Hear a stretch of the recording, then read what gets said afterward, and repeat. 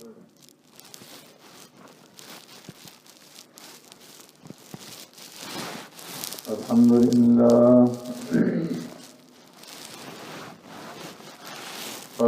لله نحمده ونستعينه ونستغفره ونؤمن به ونتوكل عليه ونعوذ بالله من شرور أنفسنا ومن سيئات أعمالنا من يهده الله فلا مضل له ومن يضلله فلا هادي له ونشهد أن لا إله إلا الله وحده لا شريك له ونشهد أن سيدنا ونبينا ومولانا محمدا عبده ورسوله أرسله الله إلى كافة للناس بشيرا ونذيرا وداعيا إلى الله بإذنه وسراجا منيرا أما بعد فقد قال الله تبارك وتعالى في القرآن المجيد والفرقان الحميد فأعوذ بالله من الشيطان الرجيم بسم الله الرحمن الرحيم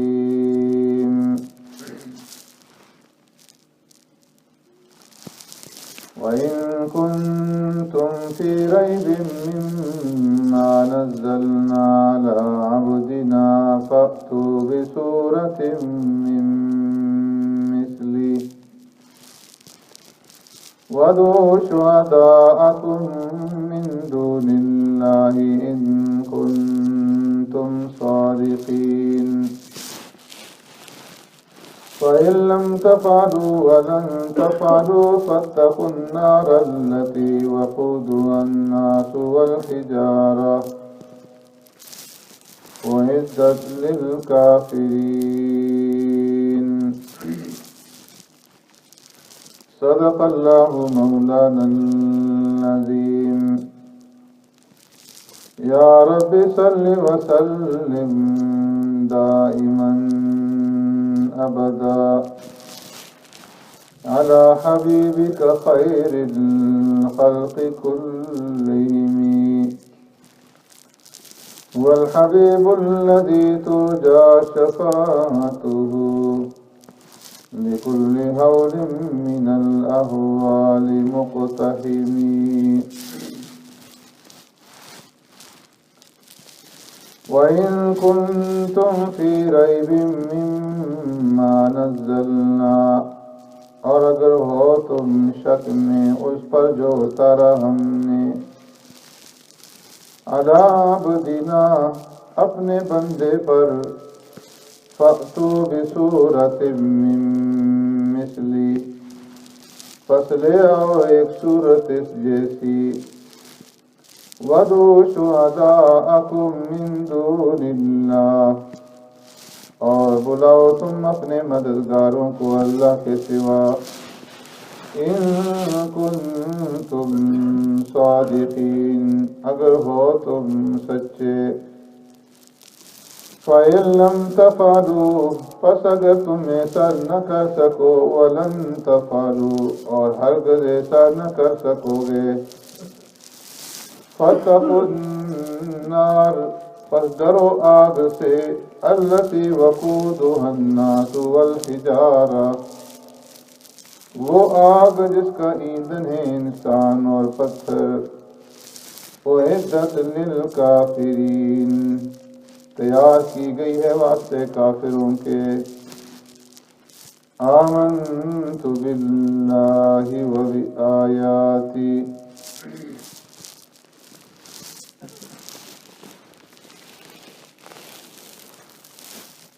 میرے محترم دوستوں، بزرگوں، بھائیوں، سورہ بقرہ کی آیت نمبر 23 اور 24 کا بیان آپ حضرات کے سامنے ہو رہا ہے۔ اس آیت میں اللہ رب العزت نے فرمایا وَإِن كُنتُمْ فِي رَيْبٍ، کہ اے مشرکین اور اے کفار، اگر تمہیں ریب ہے، شک ہے، ریب کہتے ہیں ڈاؤٹ، تردد اور شک کو،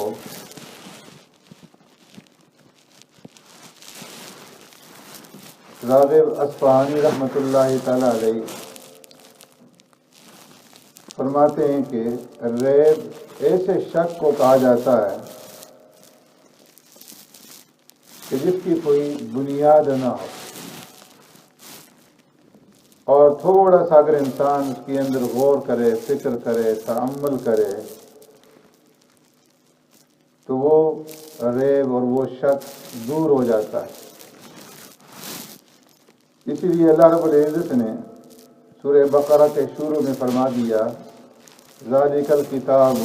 لا ریب فیہ، کہ اس کتاب کے اندر کوئی ریب نہیں ہے، کوئی شک نہیں ہے۔ یہاں پر فرمایا وَإِن كُنتُمْ فِي رَيْبٍ، اگر تمہیں شک ہے اور تردد ہے اس بات میں مما نزلنا، کہ جو ہم نے اس قرآن کریم کو نازل کیا، اتارا، تمہیں شک کس کے اندر ہے، تردد کس بات میں ہے کہ یہ قرآن اللہ کی طرف سے نازل شدہ نہیں ہے، بلکہ اس کو محمد صلی اللہ علیہ وسلم نے اپنی طرف سے وضع کر لیا ہے، اپنی طرف سے بنا لیا ہے، اپنی طرف سے گاڑ لیا ہے۔ علی عبدنا، اس قرآن کریم کے منزل من اللہ ہونے میں تمہیں شک ہے، وہ قرآن کے جس کو ہم نے اتارا کس پر، علی عبدنا، ہم نے اپنے بندے پر اتارا۔ یہاں پر پیارے پیغمبر صلی اللہ علیہ وسلم کے لیے عبد کا لفظ استعمال فرمایا گیا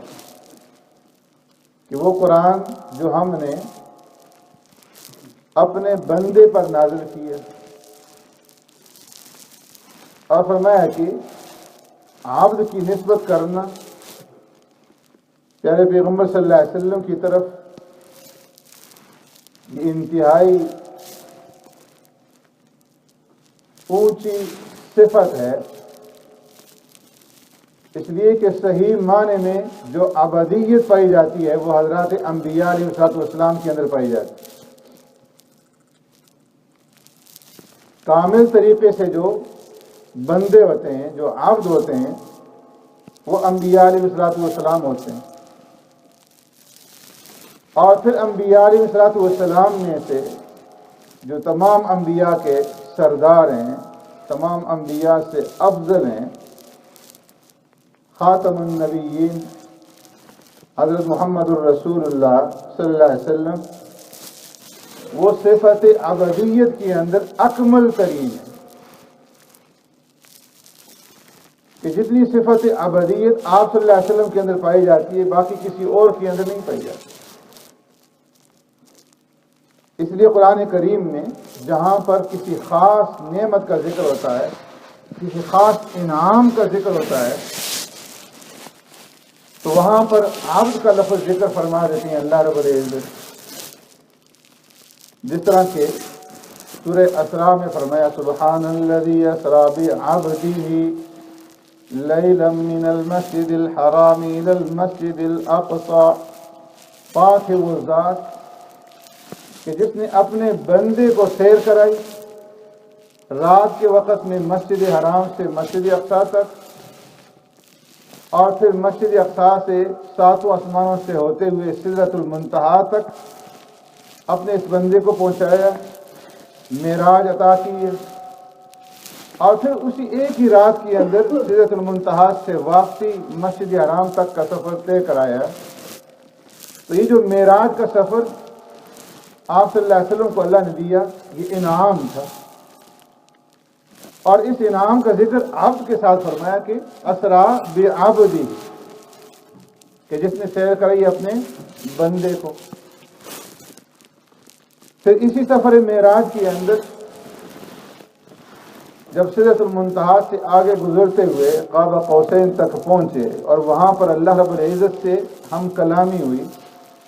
تو فرمایا فَأَوْحَى إِلَىٰ عَبْدِهِ مَا أَوْحَى، کہ اللہ نے وحی کی اپنے بندے کو وہ جو اس نے وحی کی۔ وہاں پر جو راز اور نیاز کی باتیں ہوئیں، انتہائی قرب حاصل تھا رب العالمین کا، انعام تھا رب العالمین کا، تو وہاں پر بھی کس کا ذکر کیا؟ عبد کا ذکر کیا، کہ رب العالمین نے اپنے عبد کو، اپنے بندے کی طرف وحی کی جو کہ اس نے وحی کی۔ ایک اور مقام پہ فرمایا تبارک الذی نزل الفرقان علی عبدہ لیکون للعالمین نذیرا، بابرکت ہے وہ ذات کہ جس نے فرقان یعنی قرآن حمید نازل کیا کس پر؟ علی عبدہ، اپنے بندے پر،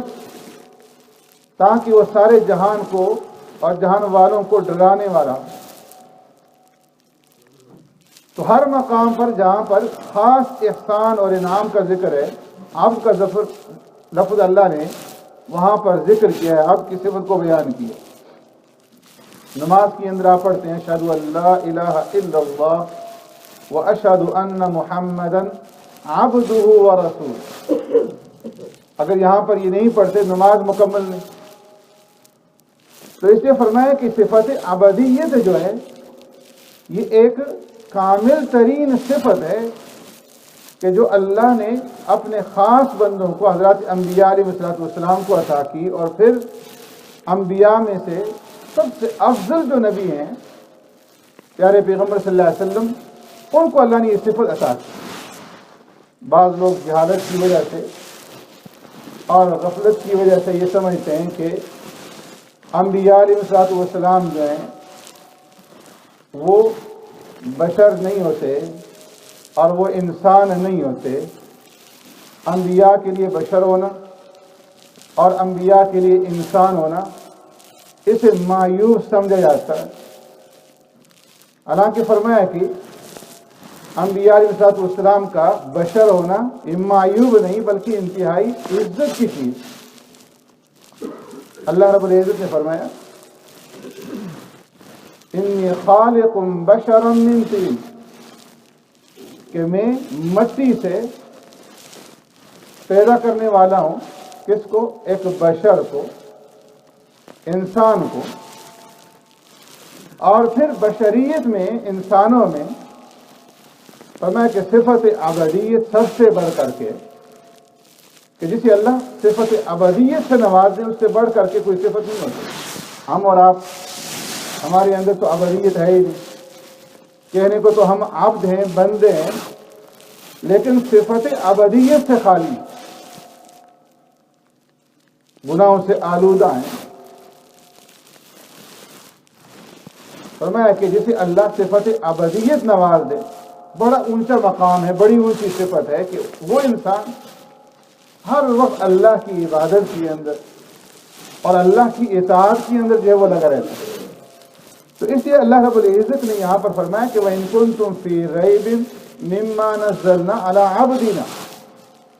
اے لوگوں اگر تمہیں شک ہے اس بات میں کہ یہ قرآن کریم جسے ہم نے نازل کیا کس پر؟ اپنے بندے پر، اگر اس کے تمہیں منزل من اللہ ہونے میں شک ہے تو فَأْتُوا بِسُورَةٍ مِّن مِّثْلِهِ، تم قرآن جیسی ایک سورت لا کر کے دکھلا دو۔ سورت کہتے ہیں ایک حصے کو، ایک قطعہ کو، جس کا امتیاز وحی کے ذریعے سے خود رب العالمین نے کیا۔ قرآن کریم کے اندر چھوٹی بڑی 114 صورتیں ہیں، اور یہاں پر اللہ رب العزت نے جو الفاظ ذکر کیے ہیں فَأْتُوا بِسُورَةٍ مِّن مِّثْلِهِ، سے پہلے میں عرض کر چکا ہوں کہ مشرکین مکہ اور کفار کے اس اعتراض کے مقابلے میں اللہ نے پہلا جو چیلنج کیا تھا وہ یہ تھا قُلْ لَئِنِ اجْتَمَعَتِ الْإِنسُ وَالْجِنُّ عَلَىٰ أَن يَأْتُوا بِمِثْلِ هَٰذَا الْقُرْآنِ لَا يَأْتُونَ بِمِثْلِهِ، کہ اگر سارے ہی انسان اور جنات مل جائیں اور قرآن کا مثل لانا چاہیں، قرآن کی نظیر پیش کرنا چاہیں تو اس کی نظیر، اس کا مثل نہیں لاتے۔ اس چیلنج کو کوئی قبول نہ کر سکا تو تخفیف کی اور فرما دیا کہ فَأْتُوا بِعَشْرِ سُوَرٍ مِثْلِهِ مفتریات وَادْعُوا مَنِ اسْتَطَعْتُم مِّن دُونِ اللَّهِ إِن كُنتُمْ صَادِقِينَ، کہ چلو پورا قرآن نہیں لا سکتے تو قرآن جیسی 10 صورتیں لا کر دکھلا دو۔ وَادْعُوا مَنِ اسْتَطَعْتُم مِّن دُونِ اللَّهِ، اللہ کے سوا جن کو اپنی مدد کے لیے جمع کر سکتے ہو جمع کر لو اور سب مل کر کے قرآن جیسی 10 صورتیں پیش کر کے دکھلاؤ۔ اس چیلنج کو بھی کوئی قبول نہ کر سکا تو اب اللہ رب العزت آخر میں اور تخفیف کر کے فرما دیتے ہیں فَأْتُوا بِسُورَةٍ مِّن مِّثْلِهِ، چلو 10 صورتیں نہیں پیش کر سکتے تو قرآن جیسی ایک ہی صورت لا کر دکھلا دو۔ اور سورت کا جو الفاظ ہیں وہ بغیر الف لام کے ذکر کیے ہیں اللہ نے۔ مراد اس سے یہ ہے کہ سورت کوئی بھی عام ہے، چاہے بڑی سورت ہو چاہے چھوٹی سی چھوٹی سورت ہو، اگر بڑی سورت پیش نہیں کر سکتے تو چھوٹی سی چھوٹی سورت جو ہے قرآن جیسی لا کر کے دکھلا دو، جو 3 آیات پر مشتمل ہو، جیسے سورہ عصر ہے، سورہ کوثر ہے جس کے اندر 3 آیات، تو فرمایا کہ ایسی صورت لا کر کے دکھلا دو جو انتہائی مختصر ہے لیکن اس کے اندر قرآن کی طرح فصاحت ہو، قرآن کی طرح بلاغت ہو، قرآن کے دیے ہوئے نظام کی طرح اس کے اندر نظام ہو، اور قرآن کے